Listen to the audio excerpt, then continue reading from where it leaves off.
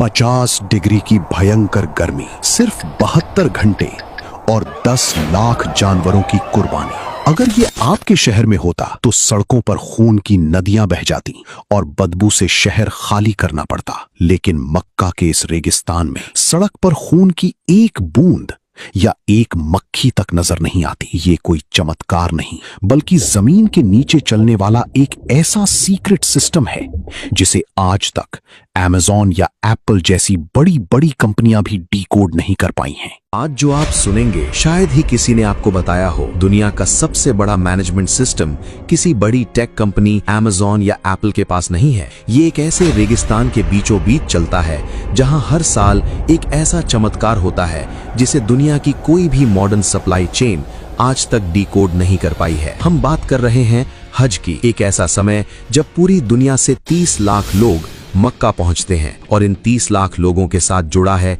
एक ऐसा secret operation जो सिर्फ और सिर्फ 72 घंटों के लिए एक्टिवेट होता है। लेकिन ये सिर्फ शुरुआत है, असली चौंकाने वाला हिस्सा तो अभी आने वाला है। अपने दिमाग में जरा एक कैलकुलेशन कीजिए, अगर आपके शहर में 10,000 जानवरों की कुर्बानी हो तो सड़कों का क्या हाल होगा। गंदगी, बदबू और बीमारियों का डर। अब सोचिए, एक ऐसी जगह जहां गर्मी 50 डिग्री सेल्सियस तक पहुंच जाती है और वहां सिर्फ 3 दिन के अंदर 10 लाख से ज्यादा जानवरों की कुर्बानी होती है। और हैरानी की बात यह है कि वहां एक मक्खी भी नहीं भिनभिनाती, खून की एक बूंद सड़क पर नजर नहीं आती। अगर आपको ये सब मैनेज करना होता तो आप कहां से शुरू करते? शायद आप हार मान लेते और कहते कि ये नामुमकिन है। यही सवाल सलमान के दिमाग में भी था। सलमान, जो भारत का एक टॉप सप्लाई चेन एनालिस्ट है, जब वो पहली बार हज पर गया तो उसे लगा कि यहाँ तो भयंकर अव्यवस्था होगी। उसका लॉजिक कहता था कि 10 लाख जानवरों का मांस एक ही जगह पर एक ही समय में प्रोसेस करना इंसान के बस की बात नहीं है। उसे लगा कि पक्का मांस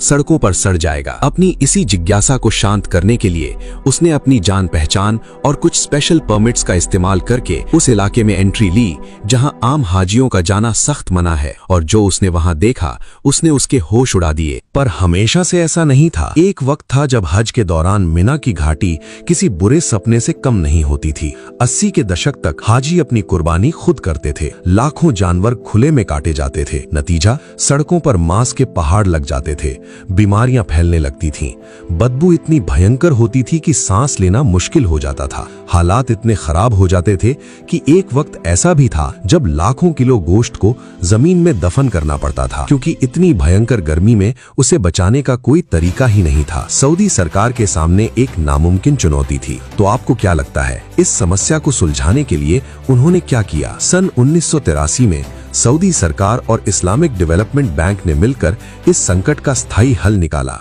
उन्होंने जमीन के नीचे और ऊपर एक ऐसा सीक्रेट शहर बसा दिया जिसके बारे में 99% लोग आज भी नहीं जानते। इस ऑपरेशन को सिर्फ एक देश नहीं बल्कि पूरी मुस्लिम दुनिया के सबसे बड़े डेवलपमेंट नेटवर्क्स में से एक चलाते हैं। ध्यान से सुनिए, ये कोई आम कसाई खाना नहीं है। ये सिर्फ एक कसाई खाना नहीं बल्कि 7 विशाल इंडस्ट्रियल शहरों का नेटवर्क है। करीब 10 लाख स्क्वायर मीटर में फैला एक ऐसा सिस्टम जहां 10 अलग अलग स्लॉटर साइट्स बनाई गई हैं। साल के 362 दिन ये शहर लगभग सोया रहता है और फिर सिर्फ 3 दिनों के लिए ये पूरी ताकत से जाग उठता है। सलमान जब उस कॉम्प्लेक्स के अंदर घुसा तो उसे लगा जैसे वो किसी हॉलीवुड की साइंस फिक्शन फिल्म के सेट पर आ गया हो। बाहर चिलचिलाती धूप थी लेकिन अंदर का तापमान एकदम जमा देने वाला था। वहां मौजूद हर कर्मचारी के कपड़ों से लेकर जूतों तक को डिसइंफेक्टिंग चेंबर्स से गुजारा जाता था। सलमान ने देखा कि हर सेक्शन अलग अलग लेयर्स में बटा हुआ था। कहीं मेडिकल इंस्पेक्शन चल रहा था,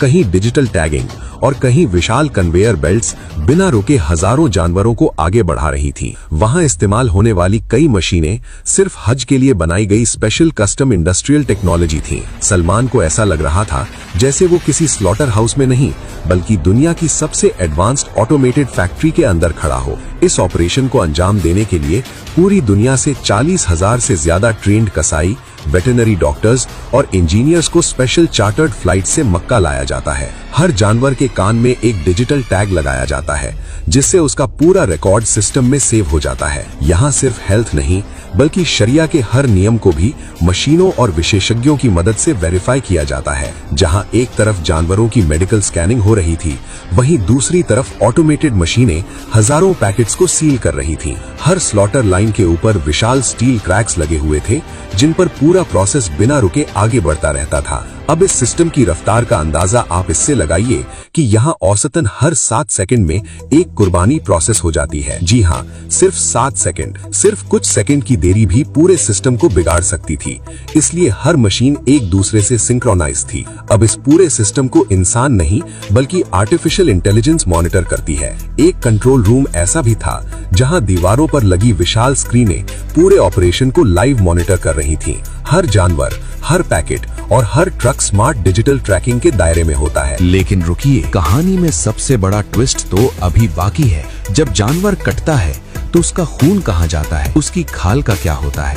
10 लाख जानवरों का मतलब है करीब 1.5 से 2 करोड़ किलो तक मांस। इस विशाल मात्रा को 72 घंटे में प्रोसेस करना और खराब होने से बचाना एक इंजीनियरिंग मिरेकल है। कुर्बानी के दौरान निकलने वाला खून खुले में या नालियों में नहीं बहता। जमीन के नीचे पाइप्स, ड्रेनेज चैनल्स और कूलिंग टनल्स का ऐसा जाल बिछा था मानो रेगिस्तान के नीचे एक दूसरी इंडस्ट्रियल दुनिया चल रही हो। कुर्बानी के बाद सफाई के लिए हाई प्रेशर सैनिटाइजिंग मशीनें तुरंत एक्टिव हो जाती थीं, ताकि कुछ ही मिनटों में पूरा एरिया दोबारा चमकने लगे। जानवरों की खालें लेदर इंडस्ट्री में भेज दी जाती हैं और एक अलग अंडरग्राउंड वेस्ट प्रोसेसिंग यूनिट हर मिनट टनों बायोलॉजिकल वेस्ट को रिसाइकिल कर रही थी, जिससे बायो फर्टिलाइजर बना दिया जाता है। पूरा सिस्टम इस तरह डिजाइन किया गया था कि जानवर के आने से लेकर मीट पैकेट बनने तक इंसानी हाथों का इस्तेमाल कम से कम हो। सलमान को सबसे ज्यादा हैरानी इस बात की हुई कि इतने बड़े ऑपरेशन के बावजूद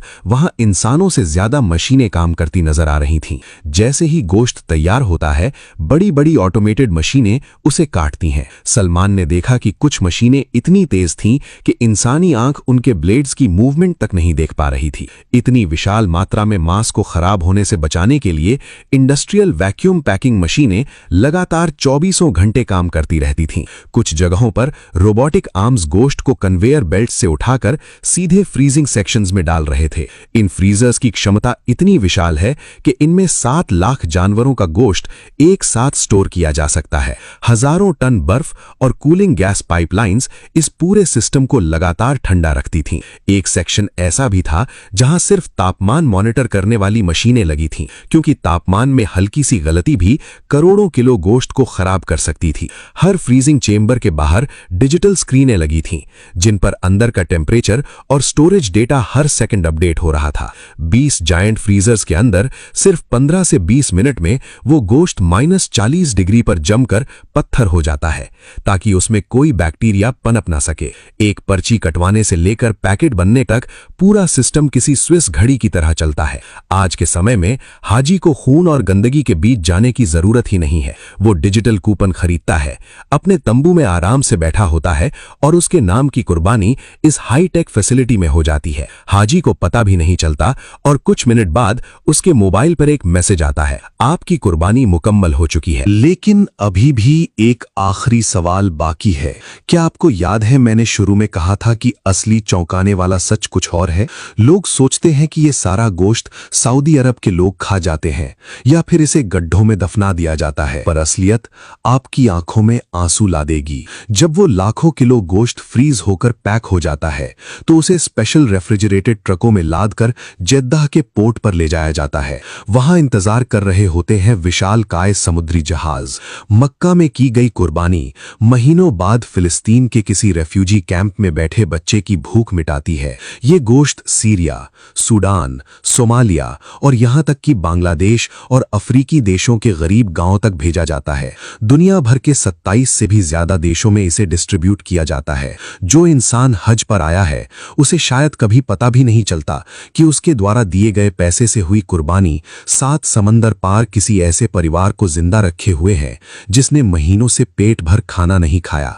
ये सिर्फ एक लॉजिस्टिक्स या मैनेजमेंट सिस्टम नहीं है, ये इंसानियत और टेक्नोलॉजी का दुनिया में सबसे बड़ा और सबसे खामोश संगम है। एक ऐसी जगह जहां सदियों पुरानी एक धार्मिक परंपरा को मॉडर्न साइंस ने दुनिया की सबसे बड़ी ग्लोबल चैरिटी में बदल दिया है। एक ऐसी सप्लाई चेन जहां न कोई प्रॉफिट मार्जिन है न कोई मार्केटिंग, बस एक ही मकसद है कि दुनिया के किसी कोने में कोई इंसान भूखा न सोए। अब एक बार फिर से सोचिए, 10 लाख जानवर, हर 7 सेकंड में एक कुर्बानी। कुर्बानी, 40,000 लोग, 7 विशाल शहर, आर्टिफिशियल इंटेलिजेंस, मशीनें जो पलक झपकते ही अपना काम कर जाती हैं, और 27 देश। क्या आपने कभी इस सीक्रेट मैनेजमेंट सिस्टम के बारे में सपने में भी सोचा था?